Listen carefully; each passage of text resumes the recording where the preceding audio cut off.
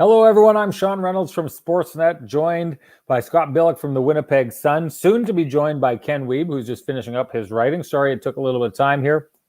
Had to get back to the hotel. Apparently, if you've watched the Kenny and Renny show, you've seen us at the MTS place and heard the helicopter flying around in the background and the people working on the ice and seen them turn the lights out on us. They turn the lights out on us, but they don't kick us out of the building. Apparently, they do that here in Montreal. So I had to get back to the hotel before we could start this up. I appreciate everyone's patience. And I appreciate Scott Billick joining us here today, despite the fact that he's nursing through his second COVID dose here. How are you feeling, Scotty? Yeah, better than I was this morning. So yeah, the second dose kind of put me on my butt and starting last night, and it actually got better this afternoon. So everything everybody told me about the second doses came true. So yeah, but you also can't be upset either, because you're not actually sick. Your body's dealing with it, and it's the best I've ever felt in terms of getting my butt kicked. So I'll take it. Getting on the other side of it. I mean, what a perfect example of getting on the other side of it here in Montreal, where they've got, at least a better handle on things here than in Montreal. I was on the pregame show before the game with fans walking around all over the place. 2,500 people in a building that holds, I think the Bell Center holds 20,000 or something like that. Yeah. Boy, oh boy, they made a lot of noise. And when you got down in the bowl where we were shooting after the game, I was kind of surprised. It felt busier. Like, I don't know what it was about it, but it felt busier. They do a good job with the people that they're letting in there. Those fans, they were loud tonight. They had an effect. I have no doubt about that. But let's get into the game here. Scott, Winnipeg Jets fall to the Montreal Canadiens by a 5-1 score. Find themselves back up against the wall, down 3-0 in the series. Was there a more demoralizing loss in this series than Game 3? No, I mean, no, because you go down 3-0 and you look at the teams that have ever come back from them, and there's only 4, right? The last one to do it was the Flyers against the Bruins back, almost I guess a decade ago now. That's the last time that's happened, and you can't score on Carey Price. They struggled in and out of zones again. The neutral zone trap worked very well again for Montreal. And then some of the chances they do get, and I'm thinking Kyle Connor, one-timer. There's just some good chances. And Carey Price gets over, and that's it. And Connor Hellebuyck played well, I think. I mean, it's just so many opportunities you can give the guy. They score shorthanded again. That's a tough way to come back. It's a tough for a game that everybody to a man in that room knew was a must win, right? Because you go down 3-0. I mean, I'm not trying to sell a lot of hope here. It's very rare that you would come back from this. So it's a tough one, and you could see it on the guys after the game. I mean, Blake Wheeler was. You could see it. I mean. And I think you could see it on the ice too. I mean, you were there, Sean, so you can speak to this too, obviously. But the penalties just in the third period there, it looked like a team that was more frustrated and kind of, shrugging or throwing their hands up in the air and just like, we don't know what to do at this point. It was almost like it got to 3-1, and then even then, the Stastny penalty. That's not, that's a tough penalty first of all, because it's not really Stastny's fault. The stick goes up in Shea Weber's face, partly because it gets it's a weird scenario where it kind of gets lifted up there by Ben Sherrod, and then so he goes to the box, and then it goes from 3-1 to 4-1. Paul Maurice talked about that after the game, saying it's a tough call and made worse obviously by the fact, and a very important call, because the game shifts to a 3-goal game, and at that point the Jets, it looked to me that the Jets just kind of. It was over at that point in their heads, right? They were already looking towards, tomorrow night and that game. And I mean, I don't know. I don't know how you're coming back from this after this performance. If you thought you took a step forward in game 2, and closed it down 5-on-5 and that sort of thing, I don't know what you think after tonight's game, because you weren't able to do any of that. And there's just another game where they're young guys. I mean, Cole Caulfield, an impressive game, right? I mean, Cole Caulfield, unbelievable. Nick Suzuki, again, very good. That fourth line, for Montreal working the Jets top line and to get the opening goal by Corey Perry. Kind of a, I don't want to call it a fluke goal by Perry, but it was pretty, it wasn't the hardest shot in the world. But that was just a hell of a shift by Corey Perry. And so, yeah, I don't know. I don't know how you come out of that. I mean, Blake Wheeler, Adam Lowry, even Paul Maurice, all three of the guys who talked after the game said, you just got to win one and go from there. Blake Wheeler's been through it. He's been on the other side of this where you're up 3-0 and then you lose 4 straight. So he knows that it's all about just getting that momentum going. It's not over yet, but it sure seems that way. You know what that game reminded me of? It reminded me of Game 6 against the Blues in 2019. Yeah. It reminded me of a team that just kind of didn't show up at the start of the game, never really got going, and felt like they had lost hope. I mean, to the point that you were making in that third period, and I tweeted something about it, but I mean, were they sending a message? I guess maybe that's what that was. That was, I mean, I think if Pierre Dubois at that point is trying to send a message, maybe he'd be better to try and take that anger and kind of grind down to the front of the net and do something with it. Andrew Kopp, the same thing. Like, I don't know what they're accomplishing at that stage. They looked like a frustrated, undisciplined team to me at that stage. And I mean, when that first Dubois penalty happens, in my mind, there's still time. I mean, you're a team that came back from a 4-1 deficit in the playoffs before. You've done that in that span of time, right? Yeah. If there's a team in the playoffs that should know at that moment of the game that there's still hope, that you still have the capabilities of coming back in that game and doing something, it should be the Winnipeg Jets in that moment. Yeah. And to me, agreed. I remembered when he took that penalty, and it's clearly, I mean, he just goes out of his way to take that penalty. That's a signal to the rest of your teammates that you don't believe you can win anymore. Yep. And so and I guess, I mean, it's only 3-1 at that point, right? It's not even 4-1. It's 3-1 at that point. They end up, or sorry, no, it's 4-1. No, it was 4-1 because it was Stastny's penalty. It went from 3-1 to 4-1. Regardless, I mean, to me, the message to the bench after that is, I don't think we can win this game anymore. So I'm going to go out and I'm going to do this.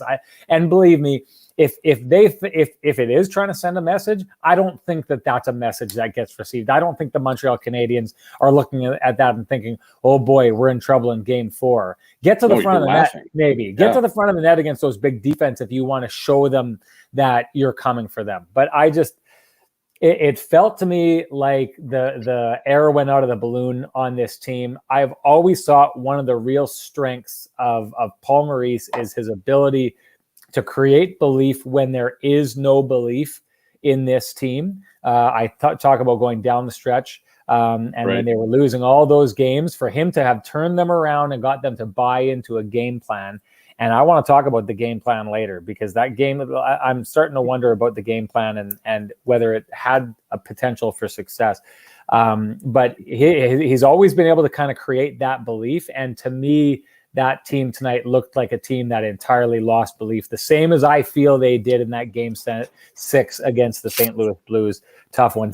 We said we talk about game plan. Let's get into that, Scott. So the Winnipeg Jets get through the first round by saying, look, I don't think that we can hang offensively with the likes of Leon Draisaitl and Connor McDavid. As much skill as we have up front, I think if we turn this into barn or fire wagon hockey, that we're going to lose that series. So they decide to become a defensive grinding team. I think they needed to become a defensive grinding team, and their belief is the only way they have success in the playoffs is if they are a defensive grinding team, because I think with the defense that they have, it requires a total and complete buy-in by the whole team to defend. Otherwise, that defense gets exposed. But I wonder about this, and I don't even know if it's an improper game plan. I just wonder if their flaws are being entirely exposed, because if you go into this series and you're saying we don't think that we can, if you're saying we saw what happened to the Toronto Maple Leafs, a team that can probably score at a higher clip than we are, and they got shut down by this team, it's probably not a good tack to go in and try and be, the best offensive version of the Winnipeg Jets. So let's be a grinding team and a grinding defensive team. But then you're asking the Winnipeg Jets to be a better grinding team than the Montreal Canadiens. And I think what we've seen here in this series clearly is that that's maybe not a good game plan, because I don't know that you can be a better grinding team than the Montreal Canadiens. No, I agree. I mean, you look at it. I mean, the proof is in the pudding, right? I mean, all three of the games they've been outground, I guess is the proper term, by the Habs, right? And they're not playing with speed, they're not playing with physicality, really. And so all those things, like, everything is from the perimeter, right? I mean, there's so few shots that the Jets take, first of all, and then even fewer of those shots are dangerous. And like, how many second opportunities did you see tonight? Very few. Hold on. I want to make a point here. Altus Concilium is saying, then why not play the same way they played the Oilers? That's what we're saying. They are trying to play the same way they played against the Oilers, against a team, especially those big four defensemen that the Montreal Canadiens have, that looks like it is built better to play that game. The Montreal Canadiens, if you want to get into a grind fest, the Montreal Canadiens are better constructed to win that grind fest. Sorry, I'm just answering that question. Go back. And it's funny because just to kind of build on that, Blake Wheeler talked about it tonight too, and I'm trying to figure out where the quote was, because he said something about that. It's different when, so like here, it's kind of role reversal for the Jets in this series, because Montreal doesn't have the pressure anymore, right? Like, Montreal never had the pressure. I mean, they're coming from the series that everybody thought they would lose at 3-1 down. The Jets went into Edmonton. Nobody expected them to win. I know some people picked them in 7 or whatever. Point is, like, very few people picked the Jets to come out of that series. I mean, most of us on this on Kenny and Renny show picked, other than Kenny, picked Edmonton to win that series. And so Blake Wheeler talked about it's different, right? They're the ones with the pressure, and he felt that they were able to lean on that pressure and kind of use it to their own advantage. Well, now there's no pressure on the pressure's on the Jets, and because they are technically the favorite in the series given the standings and all that stuff. But yeah, you're seeing a team that, in Montreal, that saw what the Jets did during the regular season to them. And to be fair, I mean, yes, the Jets were 6-3-0 against them, but 3 of those games were won in overtime. Right. I think they learned. I think Dom Ducharme deserves a ton of credit here, because he's made a plan that negates the speed, negates the physicality. It negates everything. The Jets can't do anything, and it plays to Winnipeg's deficiencies, right? Like, the Jets are, I don't know how many times you saw actual zone entries tonight, but most of them, the one that I remember was the Nick Ehlers one, where he's taking 3 guys with him and then dumps the pass. That that's great, but I mean, he's not on the ice all the time, and you can't ask the guy to go through 3 guys every time you want him to get into the zone. So, what the Jets inevitably end up doing is dumping the puck. They're not winning any board battles. So, they dump the puck, they chase it. I mean, the Jets are tiring themselves out because there's no momentum, right? They have nothing. They're not winning the battles along the boards. They're not retrieving pucks. So, I mean, you ask what the game plan is. I have no idea, right? Because there hasn't been any shift in the game plan, I don't think, in these 3 games. I mean, the only shift that we've really seen is to try and up that risk profile that you talked about on the show, before this. And you were talking about it with Kenny, and it's like, yeah, so you up the risk profile. You put Morrissey with Pionk and get some more offense. They moved Ehlers up to the top line, Dubois down, Stasny into the middle. But it just didn't have any effect because Montreal seems to be built for whatever the Jets are bringing at them. And so Winnipeg's game plan really is, fingers crossed, hopefully get into the zone, maybe get a bounce, and they're not getting the bounce. I mean, Wheeler put one off iron. He thought he scored. Ehlers put one off the crossbar tonight. I mean, so the bounces aren't going their way. Carey Price is saving everything else. And they get a nice goal. The Matthew Perreault to Adam Lowry goal, very nice, right? I mean, that was a great goal. But again, there's just not enough of that. There was not enough of that crashing the net, trying to get there, and really that Matthew Perreault pass, that's a difficult pass to make. And I was surprised it got through. Obviously it did get through and they score, so you don't take anything away from it. But at the same time, it lacks there's no substance, I guess, is what I'd say. So Craig Janai says staying on the perimeter is not the way to beat the Habs. Park your butt in front of that. I couldn't agree more with this statement. But they can't, right? Well, so it's interesting. I don't know that they can't. because you know who looked really good right in front of the net, jamming away for the Montreal Canadiens and scoring a goal was Nick Suzuki. You know what I mean? Right in tight. Like, look at the guys who are going to the front of the net. You don't have to be, and I know they're not going up against the big four from the Montreal Canadiens. But Paul Maurice touched on it, right? If you can't get there with size, you got to get there with speed. You got to figure it out. But it was interesting. I'm watching the game because I'm out here working without Kenny being here. I'm working with Eric Engels, great guy from Sportsnet, knows his stuff inside and out, but no one's going to know your team better than you, right? So there's times I lean on him with certain things I'm seeing from the Montreal Canadiens and time that he's leaning on me. And one of the things that he'd said at one point of the game was, why aren't they going to the net? Like, why aren't they following up their shots and going to the net? And this is the way I would explain it, Scott, and you can tell me if you buy into this or not, but remember the goal that Kyle Connor scores in game one, when they pull the extra man. They move the puck around on the perimeter. They pass it over. They get the goalie to commit to one side. Nick Ehlers fires the pass over, and it's a one-timer, and Kyle Connor scores that goal. And it looks beautiful, and it makes them look like they're one step ahead of their opponent. It's gorgeous. We've seen Mark Scheifele score a bunch of goals like that. We've seen Blake Wheeler score goals like that. The top line loves to score goals like that.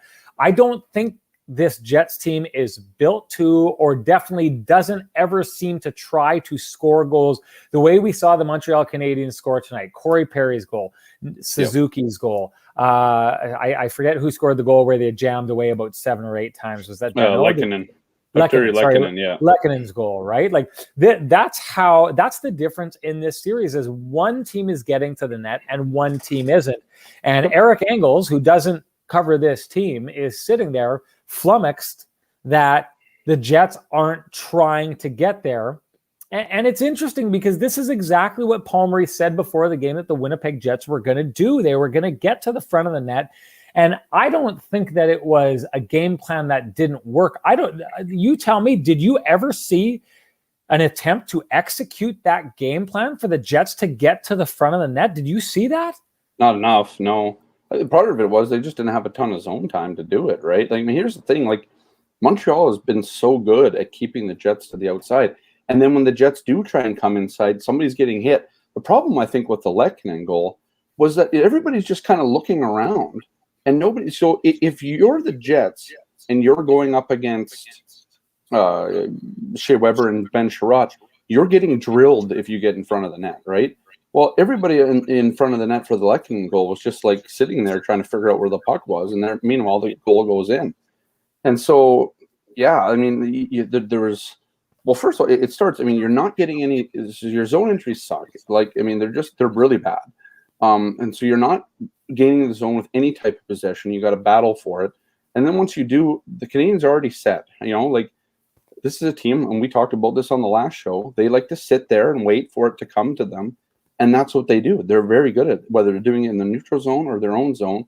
We talked about this on the last show about them being comfortable, just kind of playing and sitting back. And that Paul Maurice mentioned it after the game tonight, a little bit about them being, just comfortable to sit there and kind of grind it out. I mean, essentially is, Canadians are doing everything the Jets want to do. And because they're doing it, it's negating everything that the Jets have to do. And so, I mean, I think that's just what it is. I mean, like you said, I mean, I don't think there was one part tonight of this game where you're like, no, yeah. Like, I mean, you're trying to go to the net, maybe the Lowry goal, I guess. But I mean, other than that, I mean, that's a good play. I don't think they did that by grinding out a goal like Corey Perry did on the first goal of the game. Yeah. Let's get to some of the nuts and bolts of this. Paul Maurice switched up his lines, moving Stastny up.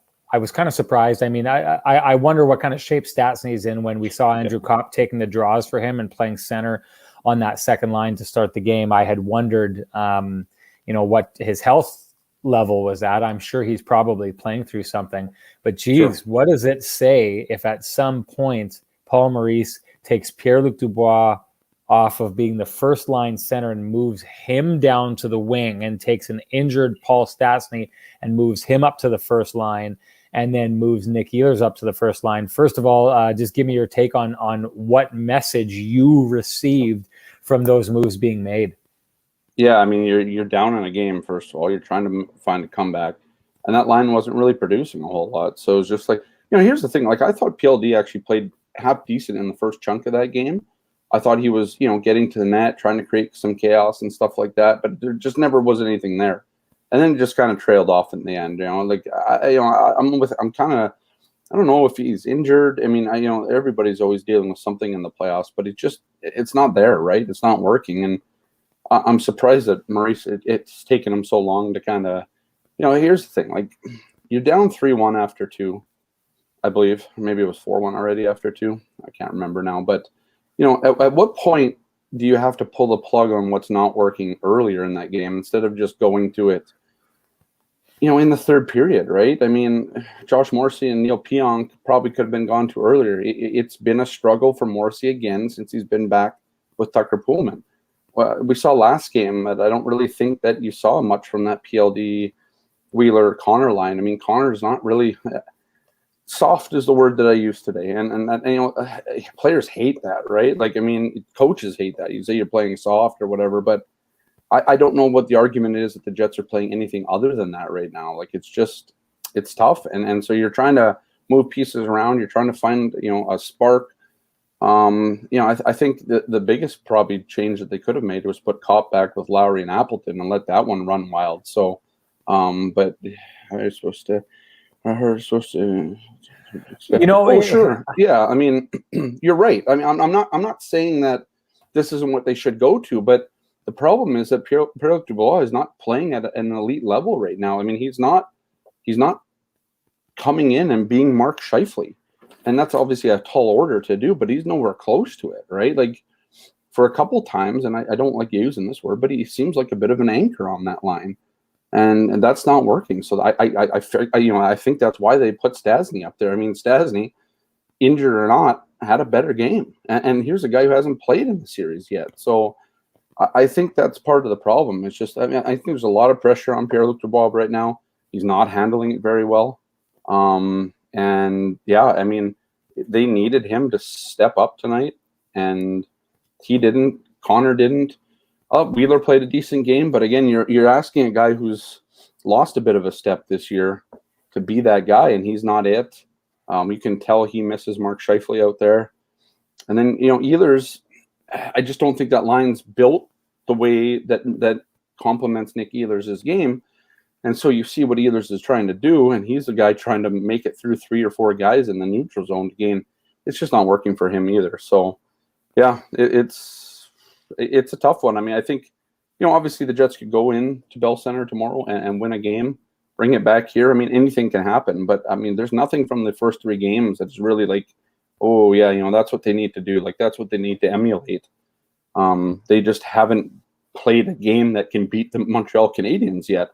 And well, so they got to find it, right? Like, they got to find a way to do it. It's the question I asked Paul Maurice, because you get the players coming out and saying, after game 2, oh, I thought that was a lot better. Like, there's always, and this is a Jets strategy, and I think it comes from Paul Maurice. I think Paul Maurice is a power of positive thinking guy. Let's not dwell on the negative. So I think that can be frustrating for fans, right? Because you come out after a game like that, and the team's trying to tell you, well, we had 2 posts and game felt closer than a 5-1 game and all that kind of stuff. And it just sounds like excuses. And to be quite honest and blunt and brutal, it is excuses. If you think that those 2 posts that you had in that game made you closer in that game, if you're talking about a second period that you really liked, when at some point you were getting outshot 10-3 in that period, that's problematic. It's problematic. And my concern is that you're kind of hiding from the truth when you do that. And so I'd asked Paul about the idea of all of these players saying, well, we like this and we like this and we like this. And the question was basically, everyone's talking about the stuff that they liked, and you're down 3-0 in the series. And that game from the outside doesn't look like there's a lot to like. In game 2, clearly there's not a lot to like offensively because they didn't have much in the way of chances. So have you seen enough from what your team has done in these games that you can cobble together confidence by what you've done already and turn that into a winning game? Or do you need to like reach a level that you haven't come close to reaching in this series? I think that's what it is, right? Like, I think that is it, because I don't think there's anything they can point to in this series and be like, oh yeah, if we just do more of that. Because I mean, really, so what did they do in game 2 that got them a goal? Nothing, right? Like, they didn't score, and some of their best chances were plays that ended up being too cute for them, and they didn't actually get a shot off. In tonight's game, I mean, they just, I find it tough to think that a team is thinking positively. Yeah, they might be saying it, but when you kind of give up in the third period, like the Jets did, like where do you thinking is, oh, we can just go to the next game, and we still have that? It's like, I mean, your history is not on your side at this point. Like this isn't something that teams do very often. But no, I think the Jets. I mean, Blake Wheeler, I don't expect them to come out and talk negative, right? You have to, the only way you can believe in yourself is you actually believe in yourself. Listen, so hold on, just let me make a quick point here. I'm not asking people to come out, and I'm not asking anything of anyone, but I'm not expecting them to come out and say, we sucked, blah, blah. But it's okay, and you'll see this happen time and time again in the playoffs with winning teams, is they'll come out and they'll call a spade a spade. We weren't good enough tonight. Like, when do you ever hear that? When do you ever hear that from the Jets coming out and saying, we weren't good enough? We didn't have a good enough start. There were too many areas that we weren't good enough, but we're going to get better, right? Everything is, there's something to build on in that game. And I don't criticize the players for that. I think what it is this is the philosophy that this team is built on. Throw away the negatives, build on the strengths. But to me, it almost feels like you're building a false confidence at times. And down the stretch, that's how it looked when they were losing those games. Now, here's the issue, is there's been too many times with the Winnipeg Jets that we've seen them able to turn the corner and do something that you and I didn't think they could do in the first round, which they did, and did soundly. There's been too many times where the Winnipeg Jets have followed this motto and credo and found success with it to discount it. But boy, is it frustrating in these moments when you have a Winnipeg Jets team come out and tell you about all the good things that they did on their way to a 3-0 series deficit and a 5-1 loss and a 5-3 loss in the first game and an inability to score a goal in the second game. Well, and I think they know that they came out of that Edmonton series. Hold on. Before you do this, we should bring Kenny in here. And we know we like to bring Kenny in style. So Ken Wiebe is done with his writing. And that means it's time for the new hit song that is sweeping, well, Winnipeg, maybe. I don't know. But here it is. Here's Kenny's Enter Kenny music.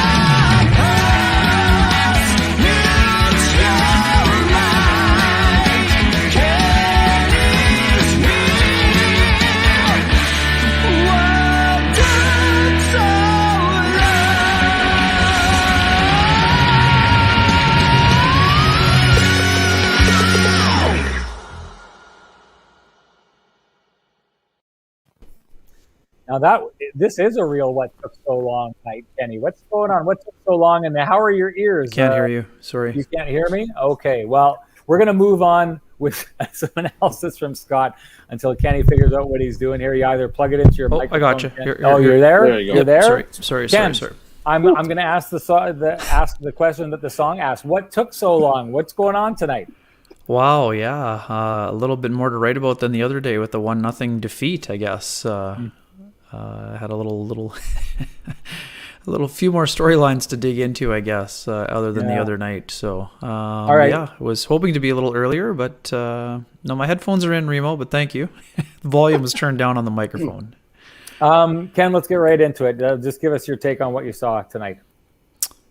Yeah, not to give away the column completely, but too many passengers, not enough drivers is my assessment of what we saw today. Yeah, folks in the chat room, PLTA has been someone that I have gone to bat for plenty, as I've also suggested in my column today. I think it's time for the Jets to flip-flop Adam Lowry and Pierre-Luc Dubois. I think that Dubois is clearly struggling right now. He is not... You know what you're going to get out of Adam Lowry. So right now you don't know what you're going to get from Pierre-Luc Dubois. So for me, I think putting Dubois on that third line would maybe ease some of the pressure off. In terms of a potential injury, this is how I feel about Pierre-Luc Dubois. I think he still has the ability to be a difference maker. It doesn't look like it's going to come this year. 23 games now without a goal. I think the biggest thing for me, Pierre-Luc Dubois is someone who has built a career on being a powerful skater. Right now, his legs are moving, and he's not getting to where he used to get to. Like, to me, it reminds me of where things were with Blake Wheeler earlier on in this season, where it wasn't necessarily effort. It was a matter of he couldn't get where he could get to previously. And right now, he looks like he is confused maybe is too much. This is a guy who just is not performing at his level right now. So for me, Adam Lowry's been excellent in this series. He was excellent against the Calgary Flames last year. He's built for playoff hockey. In terms of what the combinations look like, this is the other problem. If you're Paul Maurice, Sean, I mean, I've been arguing with you all year long about how important maybe it was to have some stability. Right now, the Jets don't have any stability with Mark Scheifele out of the lineup. And where you turn, I honestly, outside of putting Lowry into the top six, I just don't know exactly how you put these pieces together, because you need to have somebody. Nikolai Ehlers right now is flying. Find someone to play with Nikolai Ehlers. If that means putting him on the top line, right on. If that means you want to have Wheeler and Stastny together, right on. But right now, you need Nikolai Ehlers to be with the second most dangerous player on the ice. Right now, it's a toss-up by who that could be. There were certainly some moments for Paul Stastny. We know that Paul Stastny is not at full health. Yeah. Right? Well, I think the PLD is generally built for playoff hockey. Right now, he's not playing at that level. So, to me, the easiest thing for the Jets to do is take him off that top six role, put him in a place where maybe he can find some matchup manipulation. Does that mean pure Blake Wheeler moving to center with Nikolai Ehlers and potentially Kyle Connor? Sure, I would welcome that conversation. If I'm Blake Wheeler, I'm walking into the office and saying, Paul, put me at center. I mean, I don't know if that's happening or not, but right now there are not enough players performing at a high enough level. That is the simplest part of the equation. At 1-0, did the Jets hit a couple crossbars? Yes, but what happened afterwards? There was no pushback. There was just not enough. Really good point. Not enough response. I mean, was it frustration? Of course. I mean, Blake Wheeler explained it perfectly when I asked him about it. He thought it was in, but after that, there just was not enough pushback from the Winnipeg Jets. And we talked about this on the pregame show. We talked about it on the last postgame show. Neil Pionk needs to be playing with Josh Morrissey. If you want to get the best version of Josh Morrissey for the remainder of this series, it will not be found playing with Tucker Poolman.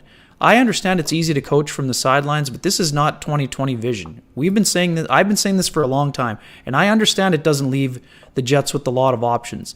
And we've been talking about a lot of other things. I also think that Ville Heinola, Sean, we have reached the break glass. The emergency has happened. It's 3-0 down. I'm not asking the Jets to put him on the top pairing. I'm not asking the Jets to try to suggest he's the savior for the season. He's not. But at a time when a team is not moving the puck efficiently out of the zone, you have someone where that is his number one strength. And to me, you put that guy in the lineup. Yeah. I think maybe even, somebody mentioned Gustafsson too. I wonder, right? Because I would consider Gustafsson for sure. Like, I mean, that fourth line needs a boost too. Yeah, like that's it, right? Oh, I mean, they're just not asked to. They're not asked to do much, right? Right now, we know it's a three-line game. Like the ones that, like Dave Gustafsson's going to go to the net, right? Like that's what he's good at. I mean, Sorry, go ahead. Hold on 1 second. If you bring up Ville Heinola tomorrow when they win, or sorry, not bring him up. If you put in Ville Heinola tomorrow and they win, what do you do the next game with Ville Heinola? You got to burn the year, man. Yeah, you got to burn it. So you're going to burn the ELC of a player, and this is what I go back to because it's funny. We did the show the other night, and I said this. And listen, people, when we're talking out there, we're not giving you our opinions. We're telling you what we know based on where things are going. So people get heated when you say certain things, and I'd said I didn't think I was going to see Ville Heinola in the lineup. I'm not saying, and I'm never saying this. I'm never saying I don't think Ville Heinola should be in the lineup because he's not good enough. I'm saying I don't think Ville Heinola is going to be in the lineup based on the fact that I personally believe that the Winnipeg Jets are unwilling to burn his ELC, a year of his ELC. So here's the deal right now.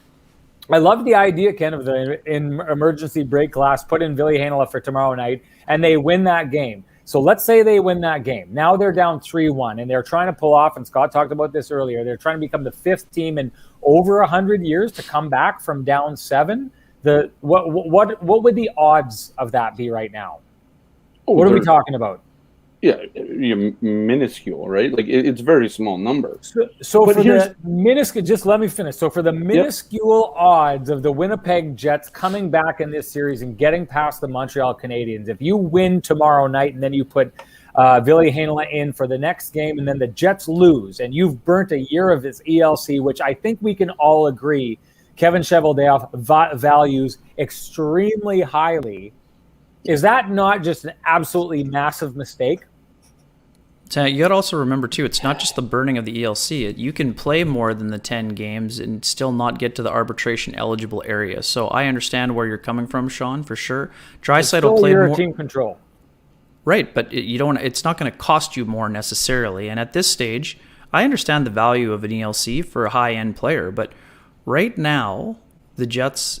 So fine. So... play him tomorrow. What is the alternative? Not playing him tomorrow? So play him. Yeah. If he doesn't make a big enough impact, then you sit him out. I mean, fine. You don't have to play him. The season's over, probably right? Over. That's what I'm saying. That's why I ask you. Okay, so he goes in tomorrow and they win. What do you do the next day? Do you play him and burn the ELC?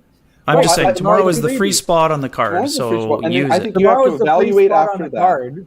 Tomorrow's a free spot on the card, but then what does it do to Paul Maurice if now Paul Maurice is like, Jesus, well, you don't mix up a line, you don't mix up a winning roster, so then you have to go with him again, and if you pull him out, well, no, it depends how he plays. And terrible. Yeah, like I think you have to evaluate how Einel actually plays. Well, I think we're not expecting him to go. Okay, well, hang on. What about this? So Nick Lynham says this. What do you think about that, Sean?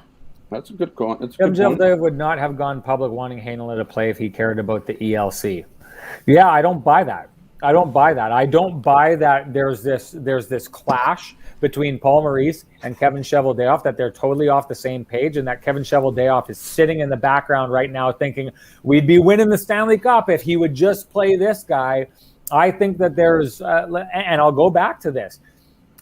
Jordy Ben, he's not exactly what the Jets were looking for during the trade deadline. They wanted more, but they went and they got him to add a little bit of depth in a situation like this, but he's not the guy who's going to put you over the top. But I say this again, this is what the Winnipeg Jets are looking at. Jordy Ben gives us this.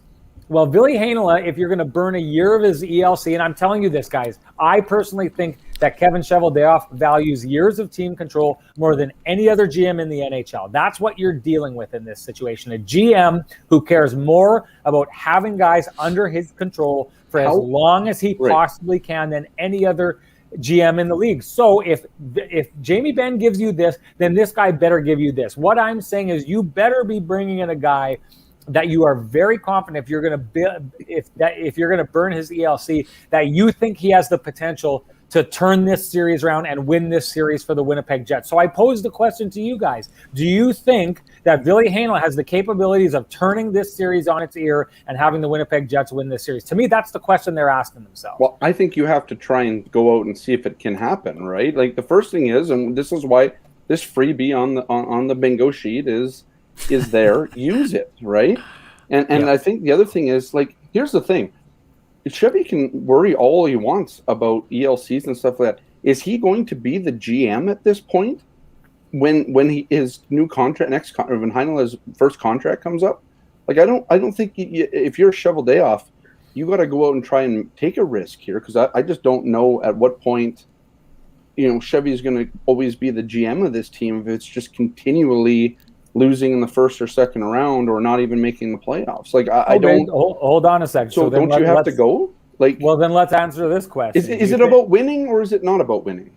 Because if it's not about winning, then just pack up and come home now. Don't play game 4. There's no point. I don't think it's all about winning. If you take a look at listen, just hold on a second. Let's take a look at the pattern of this organization. In 2015, they make the playoffs and then they tear down and rebuild, despite the fact that they probably had a team that could have been that team that lingered, like the Minnesota Wild lingered around 8th place and made the playoffs year after year. They chose to start missing the playoffs that year to rebuild. This is a team that very much in the past has purposely chose not winning to set themselves up well in the future. And I agree with you, Scott, and I do think it's potentially a problem. Kicking the can down the road. Exactly, and I'm not disagreeing with you there. There's a good comment here by Jets Rider 66. Tired of waiting until next year, right? And that's exactly my point. And I've said this, Kenny knows.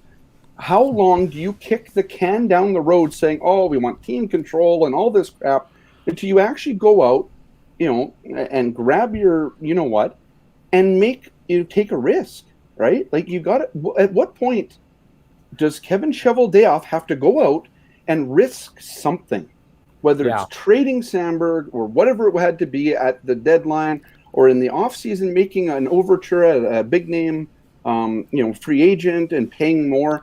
Like, at what point does Kevin Cheveldayoff run out of rope himself? Because I don't know.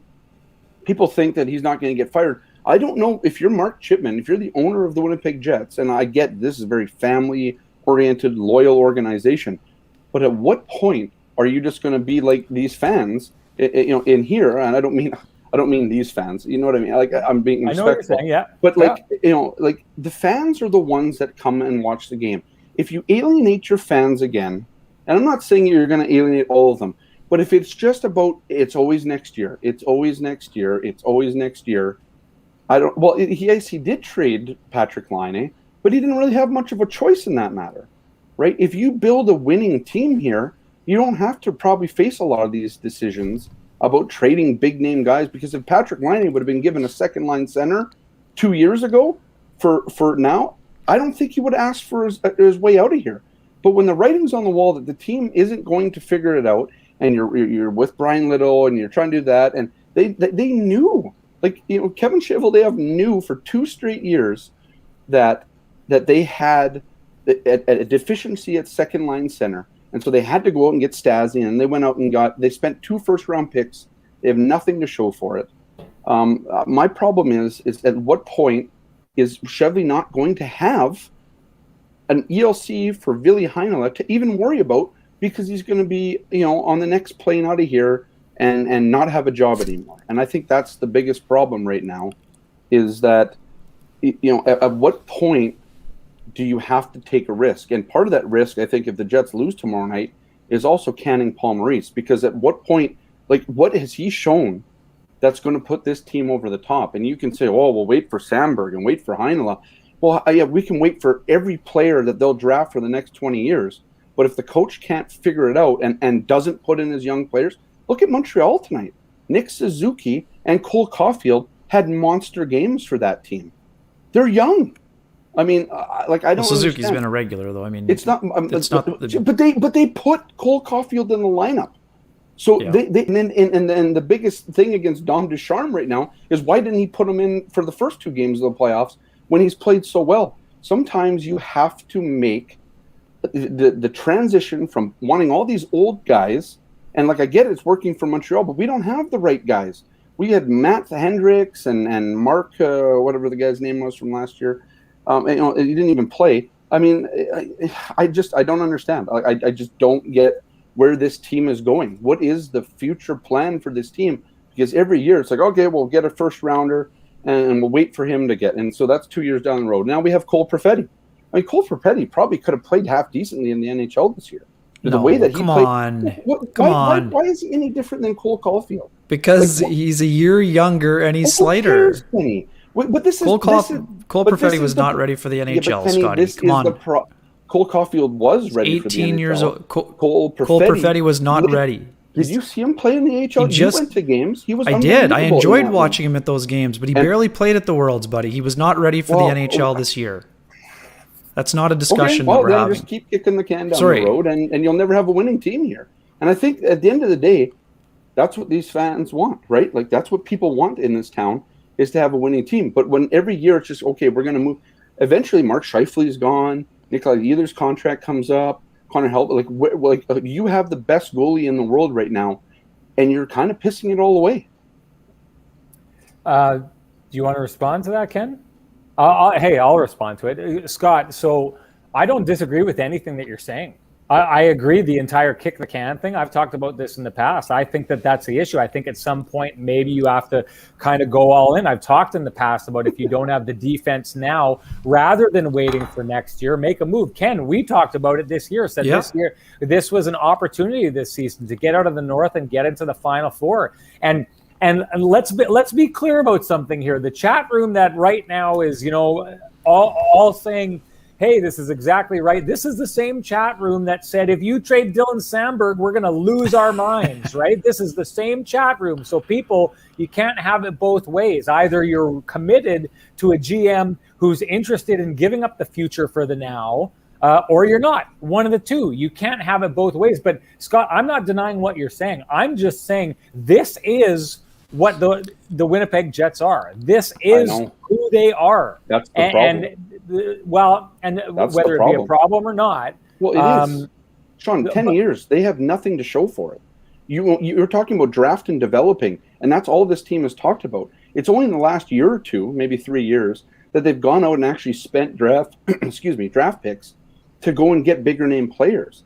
And there's been mistakes along the way and that sort of thing. And I get it. Sherrod, all those guys left. I'll say this, Scott. Hold on a second. I would love it if Kevin Cheveldayoff would write a book when he's done, because I would love to see all the trades that that Kevin Cheveldayoff had on the table for a guy, and the guy said, "I'm not going to Winnipeg." But what do you do? I mean, is that always going to be the excuse? It's a valid excuse. It's not an excuse, Scott. Well, it's not an excuse if it's true. It's not an excuse if it's true. If you can't get players to come to Winnipeg, then that's a problem. Then what you have to do is you have to build through either savvy trades where players are willing to come here. You have to build through free agency, which we saw players don't come here, so free agency is not an option. So what it leaves behind, and again, I'm not saying this is right. I've been advocating in the past for the Jets. I advocated for it this year. Bargain some of your future to create a now. But the Winnipeg Jets have shown time and time again that their most effective way of building their team and getting players here is drafting and developing those players. It's how they are where they are at. It's why people think the Winnipeg Jets have a team that is capable of winning things and is being held back right now. It's why we're having this conversation. They're not just the New Jersey Devils right now. They're not lost in the woods. They've got to where they are by doing that. I just think that us just middle of the pack. Right? Us assuming that there are trades for the Jets to make and there are free agents for the Jets to sign is based on the presumption that we're sitting playing armchair quarterback and saying, I'd trade this guy and go get this guy. That guy has to want to come here. So you either have to find a guy. I know that. It's not like I'm saying trade Sammy Niku for Sidney Crosby. Don't get me wrong. I know some of the trade offers. Some people make a lot of those trade offers. Yeah. But there are trades that can be made. There are situations in this league, especially last offseason with the Tampa Bay Lightning. Why don't you go after a guy like Yanni Gourde or a guy like Anthony Cirelli? I don't understand. At what point, and I wrote this during the summer, Kevin Cheveldayoff needed to be ruthless in the offseason, and he wasn't. And so you got what you had this season. But hang on, none of those guys moved, though, Scotty. I know what you were saying, but none of them moved. Because you didn't there was no pressure. There was no pressure. If you want an Anthony Cirelli, you offer sheet that guy for an amount that they can't deal with, right? The problem is, and the other point to it, and they're saying it here, it is draft and develop, but you have players that you've drafted and developed, and they're just sitting doing nothing right now because you'd rather play Nate Thompson. I don't have any issue with Trevor Lewis. I mean, I think he brings something to this team.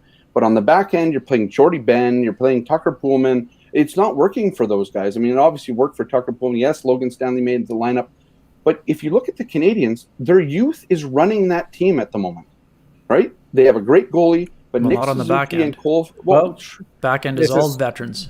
This is an interesting point that John Vienuck is making in support. And Ken, you're right, but John Vienuck supporting Scotty here. Keep going, Scotty. No, that's a good point. It is a good point. And that's sort of what I'm saying is you got to start getting the youth into the lineup a lot sooner then. Because if you want to keep this window open, or you want to be able to utilize some of the guys like Scheifele and Ehlers, and especially Hellebuck at this point, some of those youth have to get into the lineup and start playing games. Because it's just like, I don't understand this. Like, I get it. Like, you had the Alex Burmistrovs and the Evander Kanes who came into the league probably a little bit too early. But there's some guys here, and I would suggest that Ville Heinola is one of them, who, yes, like there's going to be some bumps in the road with him, but he's shown that he can do it. So, like, why are we not playing? Why is this organization not leaning on some of these good players to propel them, to supplement some of the other guys instead of Jordy Ben? There's nobody in their right mind that thinks Jordy Ben is a better defenseman than Ville Heinola. And all you have to do is watch the game tonight. Sure, Jordy Ben threw his body in front of a Shea Weber shot. That's all fine and dandy. But you don't have to do that if you're not getting hemmed in your own zone, because you have a good puck-moving defenseman like Ville Heinola to actually get it out of there, so you don't have to worry about Shea Weber just having his way with you. Like, I don't understand the vision of this organization right now, other than what we've seen, which is boot the can down the road. Maybe one day the stars will align, and then they'll make a deep run like they did in 2017-18. But again, they had a good team then, and they supplemented with some guys, and they went out, and Chevy, to his credit, went out and found a center that made sense. I mean, that was the most shrewd move of that, and maybe one of the most shrewd moves in the last few years, to go out and get a guy nobody had. Like, nobody had that. None of the insiders, nobody had that. And so he went out and made a huge play to get a guy that could play with Patrick Laine, and it worked out, right? So he has it in him to do it. He just doesn't do it very often. Well, one quick thing here. Sorry, Sean. I know what a lot of people. You're not talking enough. I need you to talk more. I want you to talk more. Good, thank you. Don't worry about interrupting me. Again, this is not a defense of how Pierre-Luc Dubois is currently playing, but if anyone in the chat room thinks the Jets were the only team in on him, that's a load of bull. The Canadiens were considering Cole Caulfield for Pierre-Luc Dubois. Anaheim was being asked for their top prospects. So it's not like the Jets went out and got a dud. It just hasn't worked out for Pierre-Luc Dubois. It's probably not going to work out this year, but let's see what happens in the fall. No one's saying sign him 8 times 8. Pierre-Luc Dubois will have to go home, get healthy, get his head where it needs to be to become a dominant player. And if that doesn't happen, he's either going to cost himself a lot of money or he'll be looking for a new home. But I think the Jets will be looking at a different version of Pierre-Luc Dubois come the fall. That doesn't help them currently, which is why I said I think that you go and turn it over to Adam Lowry, who you know is going to give you a certain level of hockey. Right now you're guessing when it comes to Dubois. That has nothing to do with what his future may be. Sean, I have a quick one for you, just to tie a loose end on the Heinola situation. Yeah, does what happened with Laine and Roslovic impact how this decision could be made? I understand the value of the ELC, but if you're seeing more and more players become disappointed, do you run that same risk by not playing him? Especially if you have one free spot on the bingo card, use that up, and then make the real decision prior to Game 5 if there is one. But doesn't that have to be a consideration in this discussion also? No, because I don't think that, his career hasn't started yet, right? So next year they're going to put him in the lineup and they're going to run him like crazy. They're going to give him every opportunity, and Ville Heinola is going to say, it's my first year in the NHL and this team believes in me and they're giving me everything that I could have hoped for. And he's not going to sit back and look and say, boy, I love Winnipeg, but you know what? That one time they held me out of the playoffs, that really ground my gears, and I don't think I'm ever going to get over that.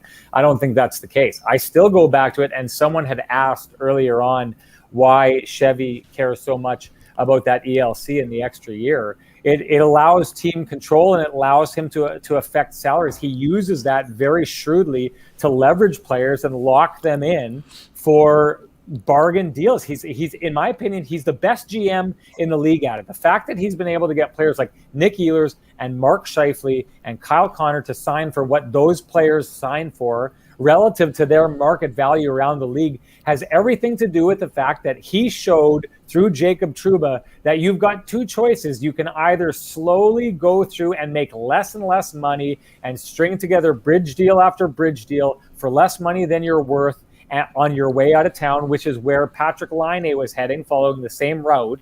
Or you can give in now, sign a long-term deal, give up some of your unrestricted free agent years, and we'll give you a decent contract that usually ends up being a contract that is less than what their value is. So that's why he cares about that. And that's why again, guys, like, I'm going to say it here. Just hold on. I'm just going to say it right now. Like, I would have put Ville Heinola in the lineup. I know when I say these things, it sounds like I'm crapping on the kid. I'm not. I would have put him in the lineup. But that I don't have to live with the decision of burning his ELC. I'm telling you just what I think the Jets are thinking. Everything, like, honestly, guys, everything that you know of Kevin Cheveldayoff, does anything tell you that they would ever burn a year of Ville Heinola's ELC at this stage? Everything you know of the guy, everything you've seen him operate. No, the answer is no. You're right. I agree with you. But is Kevin Cheveldayoff going to be here for 15 years when he has nothing He's here now. to do? He's here now. Well, yeah, but I mean, you have to think at one point. I mean, is Kevin Cheveldayoff? He's not dumb. I mean, I think he realizes if I don't figure something out here, get this team better, and make them into some sort of playoff contender every year. How can it be? Here's the other thing. How can it be that Colorado has gone out and made a better team than them, and Vegas has gone out and made a better team than them, and Montreal has now gone out and made a better team than them, and I mean, we can go down the list of all these teams. Hang on. I mean, people were ready to fire Dom. People are trying to get to Vegas left, right, and center. That's where, I mean, perfect example. Mark Stone doesn't get traded to Winnipeg. Winnipeg doesn't go all in and pick up Mark Stone because they have no confidence that he's going to sign there the next year. Vegas is able to throw a better package towards Ottawa to get Mark Stone there because they're confident Mark Stone's going to sign there long term. That's a perfect example. Right, but where's the creativity then to compete, right? Because you're going to need it. Okay, well, here's one quick counter. Right, here's the great counter to that is the reason if the Jets believe their window is widest in the next 4 years when Wheeler, Scheifele, Ehlers, Connor, Hellebuck are all under contract, the ELC... Hang on. Yeah, let him go. Heinola on an ELC will allow the Jets to go out and get someone to help them widen the window, right? I mean, that's part of the premise of keeping the year. So, again, I understand that part of the equation. Yeah. What's that? Well, we're saying here, though, that we can't attract anybody. The Jets can't attract anybody here. They can't get free agents. They can't whatever. So how are you going to do that? Like, well, no, you trade for someone who doesn't have a no-trade clause, which is what you need the player on the ELC in order to bring in that player with money that you need. The bigger question that we need to get to right now, what happens if the Jets don't rally in this series? Never mind the coach and the GM, we'll have plenty of time to debate where that's going. What happens to the core group? Yes, the Jets beat Edmonton in the first round. If you're Kevin Cheveldayoff, do you have to make a change within the core group, or does it impact which UFAs you are interested in bringing back? Kenny, you take that question. I want you to take that question. I want you to start. I want your opinion on that. Well, I mean, I want to see who plays. I want to know the answer. I want to see who shows up tomorrow. I mean, I think that right now there are certain players who need to elevate their game. I mean, I don't think it's from a lack of effort, but in 2 years in a row now, when Mark Scheifele left the lineup, the offensive well has run almost completely dry. So, of course, you can't count on Scheifele not being there every year. Those are two freak incidents. I mean, 3 things on the bingo card since last August. Scheifele with a series-ending injury, Scheifele getting benched on Hockey Night in Canada, Scheifele getting a suspension for charging. The odds on all 3 of those things are absolutely astronomical. So, I'm not talking. This is not about Mark Scheifele. It's about the players around Mark Scheifele that need to elevate when Mark Scheifele is not there. So to me, we know that Heinola is going to be in the lineup next year. We know that Sandberg is going to be in the lineup next year. But what's happening around those pieces? And if the Jets have to believe that they can win with these guys moving forward, otherwise they're going to have to consider moving out another core. We know that Laine is a big core piece. We know that Rosovic was a secondary piece. I mean, is that the only thing that's going to happen? Is one round going to be enough? I mean, I'm very curious to see what direction this goes. I don't have a firm answer yet, but I'm fascinated to see who shows up in Game 4 tomorrow. If this is a situation where the Jets show, I expect them to show some fight and some battle, but what happens if we get a Game 6 from 2019 tomorrow? Does that change our opinions? I thought we had Game 6 from 2019 tonight. We said that before you got on the show. That's what this game reminded me of. Yeah, I mean, Jets started way better today than they did in that game in Game 6 in 2019. Weren't they down 11-3 in shots at some point? I mean, they had some scoring chances. I mean, the 2 crossbars. I mean, I'm not saying they were great. I'm not saying there was as much urgency. I love your point of, you had a couple crossbars. What have you done for me lately, right? Like, I can't abide those excuses. No, you can't. Yeah, if those go in, it's going to be a totally different game. Well, they didn't go in, so make it a different game. You're totally right. You could. Here, I'm going to ask your question that you'd asked there, and I don't need to wait and see, how they respond tomorrow, because I'm going to say this right now. I don't think this series would be any different if Mark Scheifele was still in it.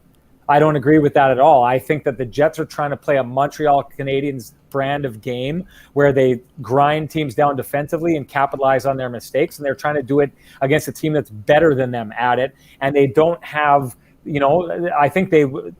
I wonder if this is psychologically damaging. I think they waved the white flag early against the Edmonton Oilers based on the regular season and said, we can't outscore this team, so we need to outgrind them, and won that series. And you're gonna outgrind a team like the Edmonton Oilers. You're not gonna outgrind this Montreal Canadiens team.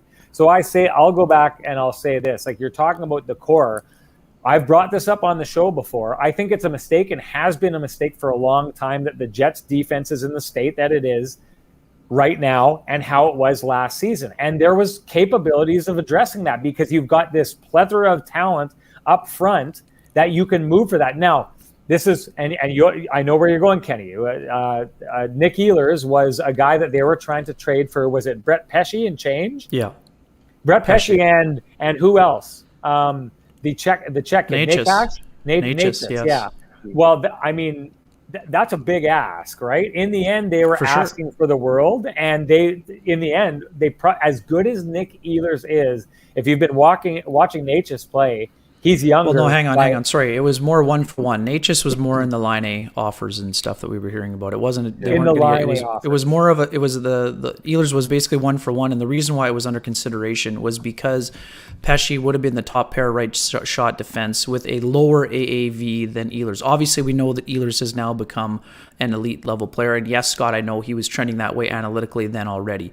But at the time, the only reason that was even under consideration was for those two factors, where the Jets knew they were strapped for cash and they thought they were going to try to use a position of strength to consider a position of weakness. So, it's very interesting to see what happens next. And you're right. We talked about this before too, Sean, but we need to talk about it again. Is Paul Maurice willing to have a defense core that includes Logan Stanley, Dylan Samberg, and Ville Heinola, all three of those guys in that lineup? We know Morrissey's in, and we know Pionk is in. Those three also have to be in the lineup. So we know. So we're starting with a rookie group next year. Well, no, you're either starting with it or you're moving one of those guys for a veteran who has term, and you have team control over. So exactly. That's why I ask about the core. I don't have the answer today, but we're going to have an interesting offseason to discuss it.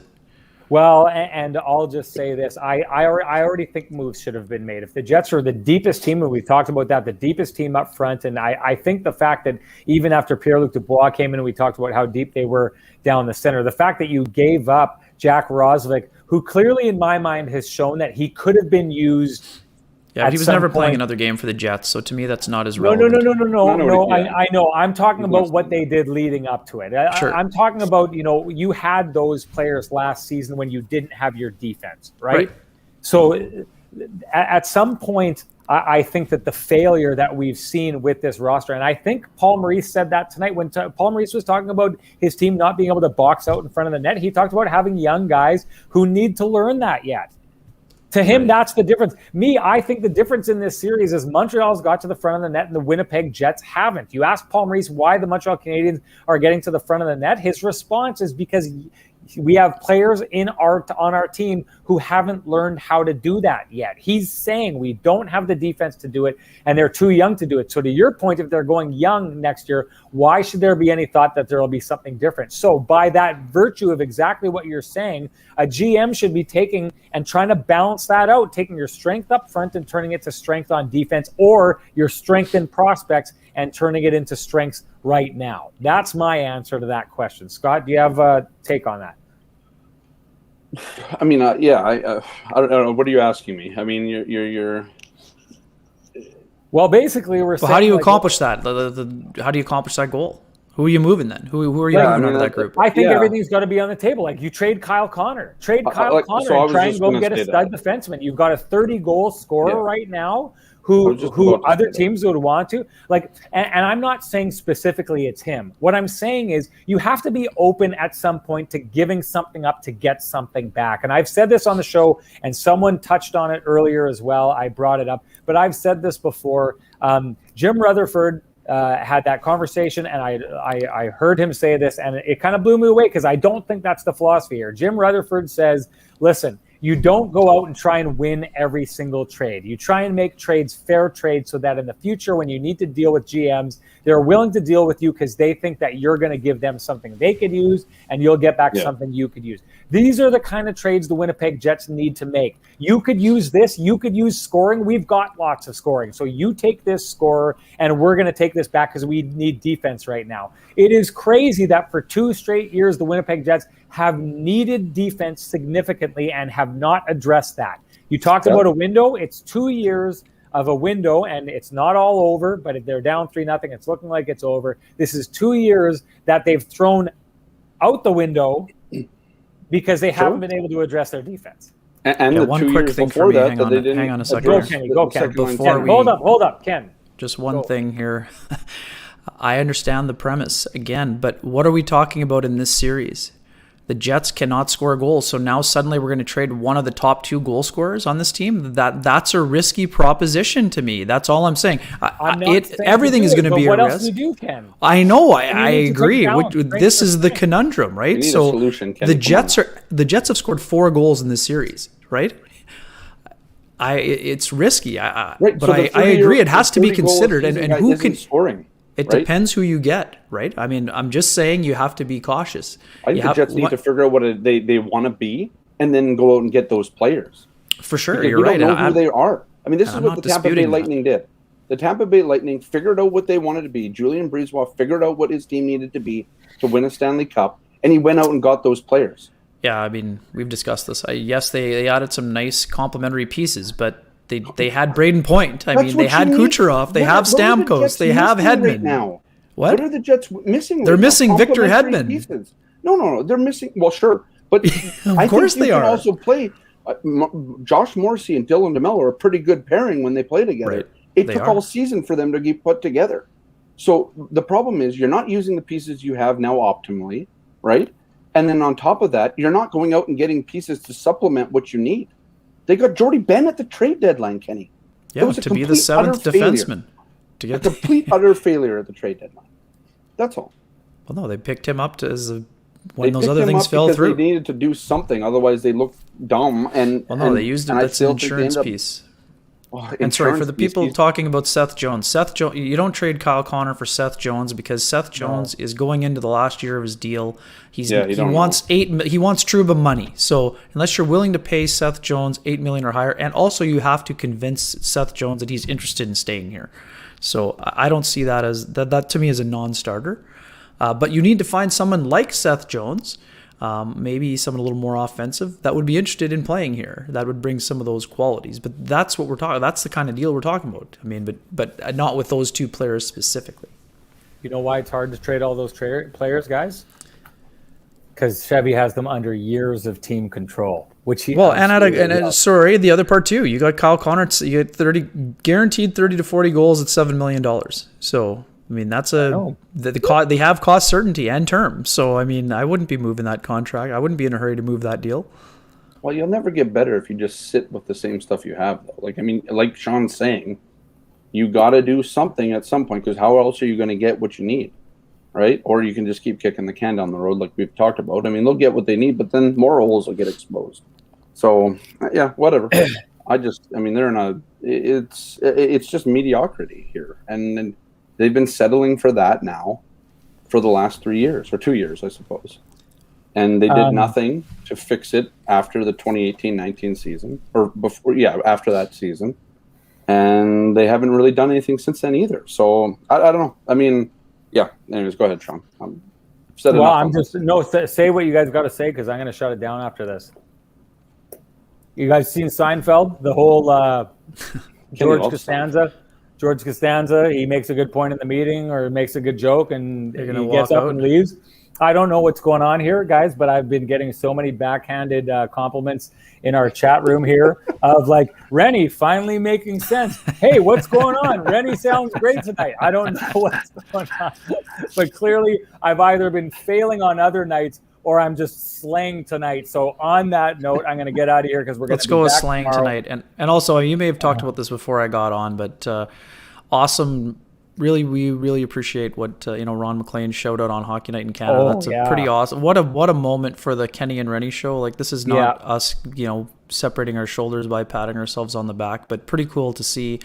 And we couldn't have done it without you folks in the chat room. I mean, we had almost 700 people here at one point here tonight. I mean, we've been counting up the downloads and the views, and it's just been awesome to be able to share these moments with a very engaged fan base. And this has been a lot of fun. Scotty, thanks for joining us again here tonight. Sorry it took me a little bit longer, Sean, but we did our best. Yeah, I should just give a heads up tomorrow.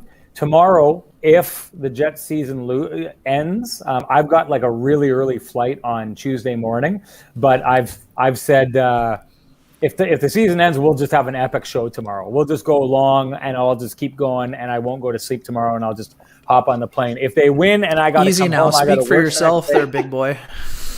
I'll call other analysts in if I have to. You should, exactly. I'll call some of the Finnish guys overseas. Okay, you should. Get Sammy on here. No, get Peck on here. Pekka would be good. Yeah. But other than that, if the Jets win, I'm gonna have to get some sleep and get out of here. I'll probably hop on the show just at the beginning, but then Huss is gonna come on, Ken. Yeah. So regardless, tomorrow we're going to have a show. No matter what happens, it just depends how epic it's a combo platter show. Yeah, we'll see what it turns into. Instagram, if you tune into that, it was a little tricky earlier today because I have to do I have to be in the broadcast, and it's probably going to be the same thing tomorrow. So I would expect that. But anyways, yeah, Ron giving us a shout out was awesome. Kenny, he told me he went back and he listened to a bunch of our shows and checked them out. Great guy, super supportive. I don't think a little while back, and I say this about all you in the chat room as well, because I look and I see names like Sandy and Jeff Cabeals, who I saw come in a little while ago, C-Mac, people like that who have been in our show, Rob Mahoney, who's been here for a long time, Brent Palinchuk. I look at all these names. Brent Palinchuk, I'm sure I think was there from the very beginning. When we started this thing out, we didn't think we were going to get to a spot where we were going to have shout outs on Hockey Night in Canada, the most watched show in Canada. So that's absolutely unbelievable. We're over the moon. We appreciate the support, as we always appreciate your support. Thank you so much for showing up and spending the time with us here. We will be back tomorrow. All depends on the circumstances. Oh, I didn't. Did you say it? Did I click on that? I don't want to do that. Anyway. You're welcome. Yeah, buddy. You're welcome. I didn't want to look like I was arrogant. It's like, hey, everybody. Anyway, we got to get out of here. Time to get out of here. Scotty, thanks for joining us. Ken, great job as usual. Chat room, you rocked it. We will see you tomorrow. You know where to find us.